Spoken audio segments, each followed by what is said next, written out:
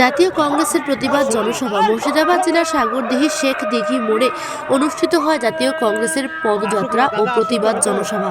ওয়াকফ সম্পত্তির ওপর সরকারের বেআইনি হস্তক্ষেপ, এসআইআর নিয়ে সাধারণ মানুষকে পরিকল্পিতভাবে হয়রানি, ওবিসি প্রশ্নে মুখ্যমন্ত্রীর নীরবতা, দ্বিচারিতা ও মিথ্যাচার, এই সমস্ত অন্যায়ের প্রতিবাদে আজ সাগরদিঘি শেখ দিঘিতে পথে নামলেন প্রদেশ কংগ্রেস ওয়ার্কিং কমিটির সদস্য অধীর রঞ্জন চৌধুরী।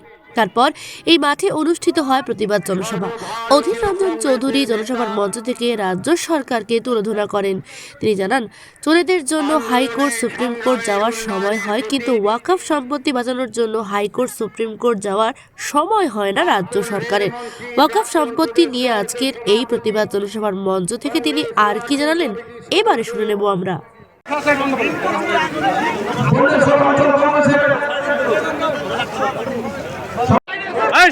সাইডে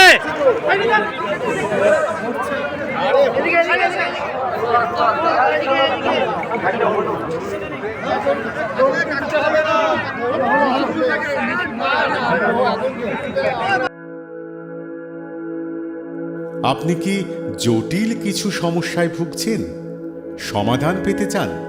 যোগাযোগ করুন প্রখ্যাত জ্যোতিষ ও তান্ত্রিক মনসারাম ভট্টাচার্যের কন্যা মনসা কন্যার সাথে। প্রখ্যাত জ্যোতিষ ও তান্ত্রিক মনসা কন্যা হাওড়া জানবাড়ি ও হাতিবাগানের নিজস্ব মন্দিরেও বসেন। যোগাযোগ 9830106967 আর 9239655323।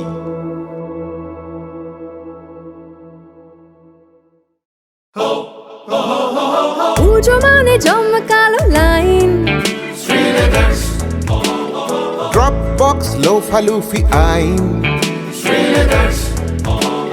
পেপারের ক্যাটালগে আঁকা, বাঙালির ইমোশনে মাখা।